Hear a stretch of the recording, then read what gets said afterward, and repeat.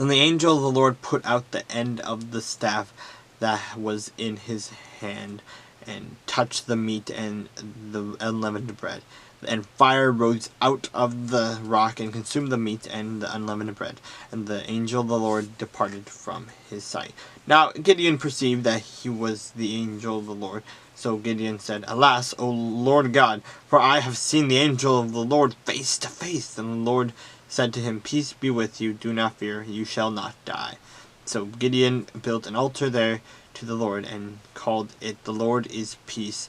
To this day it is still in Ophrah of the Abiezrites. Now it came to pass the same night that Gideon, the Lord said to him, Take your father's young bull, the second bull of 7 years old, and tear down the altar of Baal that your father has, and cut down the wooden image that is beside it, and build an altar to the Lord your God on top of this rock in proper arrangement, and take the second bull and offer a burnt offering with the wood of the image which you shall cut down.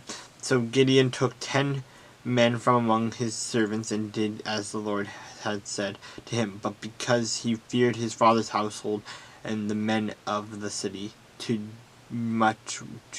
do it by day, he did it by night. And when the men of the city arose early in the morning, there was the altar of Baal torn down, and the wooden image that was beside it was cut down, and the second bull was being offered on the altar which had been built. So they said to one another, Who has done this thing? And when they had inquired and asked, they said, Gideon the son of Joash has done this thing.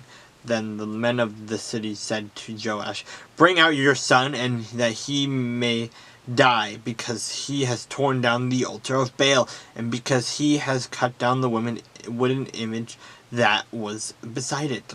But Joash said to all who stood against him, Would you plead for Baal? Would you save him? Let the one who would plead for him be put to death by morning. If he is a god, let him plead for himself, because his altar has been torn down. Therefore on the day he called him Jerubbaal, saying, Let Baal plead against him, because he has torn down his altar. Then all the Midianites and the Amalekites, the people of the east, gathered together, and they crossed over and camped in the valley of Jezreel.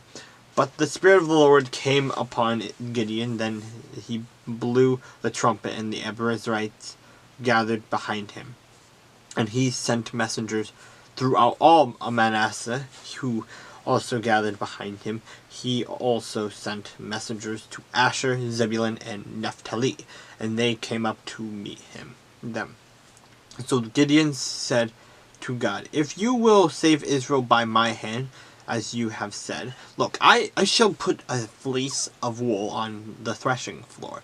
If there is dew on the fleece only, and it is dry on all the ground, then I shall know that you will save Israel by my hand, as you have said. And it was so. When he rose early the next morning and squeezed the fleece together, he wrung the dew out of the fleece, a bowl full of water. Then Gideon said to God, Do not be angry with me, but let me speak just once more. Let me test, I pray, just once more, that with the fleece, let it now be dry, and only on the fleece, but on the ground let there be dew. And God did so that night. It was dry on the fleece only, but there was dew on all the ground.